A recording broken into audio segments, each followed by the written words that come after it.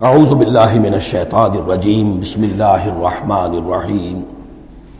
اب جو آیت آ رہی ہے اس حصے کی وہ یہ ہے، بہت عظیم آیت اس پہلو سے ہے کہ اسی سے استدلال کیا حضرت عمر نے رضی اللہ تعالیٰ عنہ ہماری تاریخ کے ایک بہت اہم موقع پر، جبکہ خاصا اختلاف بھی اس میں پیدا ہو گیا تھا۔ پہلے وہ موقع سمجھ لیجئے جب حضرت عمر کے دور خلافت میں عراق فتح ہو گیا، شام فتح ہو گیا، ایران فتح ہو گیا، مصر فتح ہو گیا، تو ایک فرٹائل کریسنٹ کہلاتا ہے مڈل ایسٹ کا، بہت زرخیز علاقہ، درمیان میں تو اگرچہ عراق کے اور شام کے ایک بڑا صحرا ہے لیکن کریسنٹ پاتا ہی ہو، بہت فرٹائل ایریا۔ اب یہ جو مجاہدین تھے، صحابہ کرام کتنے تھے؟ چند ہزار۔ ان کی طرف سے مطالبہ ہوا کہ یہ ساری زمینیں یہ مال غنیمت ہے، 1/5 رکھیے بیت المال کے لیے، 4/5 ہمارے اندر تقسیم کر دی۔ اگر ایسا ہو جاتا تو تاریخ انسانی کی عظیم ترین جاگیرداری پیدا ہو جاتی، پورا ملک تقسیم ہو جاتا چند ہزار صحابہ کے اندر۔ اس سے بھی آگے بڑھ کر اس میں امپلائڈ یہ بھی تھا کہ ان ملکوں کی تمام آبادی ہماری غلام ہے، تقسیم کر دیجیے انہیں۔ مال غنیمت میں جو غلام آتے تھے وہ تقسیم ہوتے تھے کہ نہیں؟ لونڈیاں آتی تھی تو تقسیم ہوتی تھی کہ نہیں؟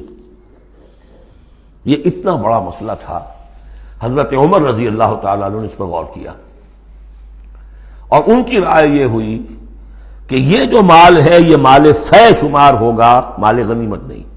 مال غنیمت صرف وہ ہوگا جو کسی جنگ میں مارکے کے عین مقام پر جو چیز ملے گی، جو تلواریں دشمن کے ہاتھ سے آپ کے ہاتھ لگ گئیں، زرہیں ہیں اور سامان ہے، یا بھیڑیں بکریاں ہیں، ان کے بھی تو راشن ساتھ ہوتے تھے کہ نہیں، گھوڑے ہیں، اونٹ ہیں، یا وہاں جو POWs ہوں گے، جو وہاں گرفتار ہوں گے، جو لڑنے والے، یا عورتیں اگر وہاں ساتھ ہوں گی، وہ کنیزیں بنائی جائیں گی۔ تو جو محاذ جنگ پر جو مال آئے گا وہ تو غنیمت ہے، لیکن پورا ملک، اب جنگ تو ایک ہوئی ہے، نہابند کی جنگ ہوئی ہے یا فلاں کسی اور کی جنگ ہوئی ہے، تو اس کے نتیجے میں تو پورا کا پورا ملک جو ہے کسی کے قبضے میں آ گیا۔ ساری حکومت جو تھی ابراہیم لودھی کی، پانی پت کی جنگ کے اندر وہ ہارا، اور ساری حکومت جو ہے وہ اب بابر کی ہو گئی۔ تو اگر اس طرح کا کوئی معاملہ اس وقت سمجھا جاتا تو اب سارے کے سارے لوگ غلام اور ان کی عورتیں کنیزیں، جو چاہیں کریں وہ۔ اب اس پر جب حضرت عمر کی یہ رائے ہوئی، اور اس کے لیے دلیل یہ لائے تھے کہ انہوں نے فرمایا کہ یہ جو فے کا حکم چلا آ رہا ہے، اس میں ایک تو فرمایا گیا ما افاء اللہ علی رسولہ من اہل القری فللہ وللرسول ولذی القربى والیتامى والمساکین وابن السبیل۔ اگلی آیت میں فرمایا للفقراء المہاجرین الذین اخرجوا من دیارہم واموالہم۔ اسی کے ساتھ جوڑا انہوں نے اس آیت کو والذین جاؤوا من بعدہم، جو اور بعد میں آئیں گے۔ اب یہ ظاہر بات ہے کہ یہ آج تو جتنے چند ہزار مسلمان تھے انہوں نے فتح کر لیا، اب اتنی بڑی امت ہے جو مسلمان بعد میں آئیں گے، اس کا مطلب ان کا تو کوئی حصہ رہا ہی نہیں۔ یہ بیت المال کی ملکیت قرار پائیں گی ساری زمینیں، تاکہ یہ امت مسلمہ کی ایک کلیکٹیو ملکیت ہو، collective ownership of the whole Muslim ummah, تاکہ اس سے جو بیت المال کے اندر خراج آئے گا، اس خراج سے تمام مسلمانوں کی بہبود، اور یہ کہ اللہ کے دین کی آگے نشر و اشاعت، اس کا ایک مکمل نظام، اور جو ہماری حدیں ہیں تو سرحدوں کے اوپر جو ہے فوجی پہرا، اس کے لیے باقاعدہ فوج رکھنا، اس کے لیے مسلسل جو ہے آمدنی چاہیے، اس سب کے لیے حضرت عمر نے کہا کہ یہ مال فے قرار پائے گا ان لوگوں کی اس آیت کی روح سے، کہ اس میں حق صرف انہی کا نہیں ہے کہ جو اس وقت ہیں، والذین جاؤوا من بعدہم، وہ جو لوگ ان کے بعد آئیں گے ان کا بھی اس کے اندر حق ہے۔ اس آیت سے انہوں نے استدلال کیا رضی اللہ تعالی عنہ۔ اور یہ بھی میں آپ کو بتا دوں کہ صحابہ میں سے بڑے اہم صحابہ نے حضرت عمر سے اختلاف کیا، ان کا نہیں یہ مال غنیمت تقسیم کیجیے۔ پھر یہ کہ ایک باقاعدہ جو ہے ایک کمیشن بنایا گیا، اس میں کچھ اوس کے، کچھ انصار اور کچھ جو ہے خزرج کے، ان کو ایک کمیشن بنایا گیا، انہوں نے غور کیا، سب کی بات سنی، اور پھر حضرت عمر رضی اللہ تعالیٰ عنہ کی رائے کے مطابق انہوں نے فیصلہ دیا، اور اسی پر پھر اجماع ہو گیا۔ اور اس سے اب مسلمان ممالک کے اندر جو اراضی ہیں ان کی دو مستقل قسمیں بن گئی ہیں، ایک اراضی عشری، ایک اراضی خراجی۔ عشری اراضی ان مسلمانوں کی قرار پائی اور اس علاقے کے مسلمانوں قرار پائے جو بغیر لڑے بھڑے ایمان لے آئے، جیسے مدینے کے لوگ۔ حضور نے مدینے کو فتح تو نہیں کیا بلکہ وہ تو خود لے کر آئے حضور کو، تو وہاں کی زمینیں انہی کے قبضے میں رہیں۔ عشری زمین قبضے میں ہوتی ہے، ملکیت ہوتی ہے مسلمان کی، اس میں سے عشر ہوگا پیداوار کا 10واں حصہ یا 20واں حصہ۔ یہ زمینیں کہ جہاں کسی قوم نے، کسی فوج نے لڑ بھڑ کر پھر شکست کھائی ہو یا پھر کسی اور طریقے سے فتح کیا گیا ہو ملک، اگر مسلمانوں نے فتح کیا ہو تو وہاں کی ساری زمینیں خراجی ہیں، وہ کسی کی انفرادی ملکیت نہیں ہے بلکہ اجتماعی ملکیت ہے۔ کلیکٹو اونرشپ آف لینڈ پہلی مرتبہ تاریخ انسانی میں حضرت عمر رضی اللہ تعالیٰ عنہ کے اس اجتہاد کے نتیجے میں وجود میں آیا ہے۔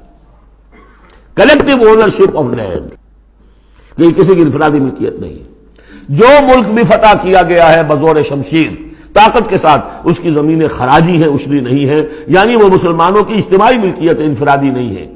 اب مسلمان ہو چاہے تو وہاں پر، چاہے وہ مجوسی تھے یا ہندو ہو، کوئی ہو، وہ کاشت کریں گے، لیکن اس میں سے خراج جائے گا سیدھا بیت المال میں، کوئی اس میں بیچ میں نہ زمیندار ہے اور نہ کوئی جاگیردار ہے۔ اس زمین کو کہتے ہیں خراجی زمین۔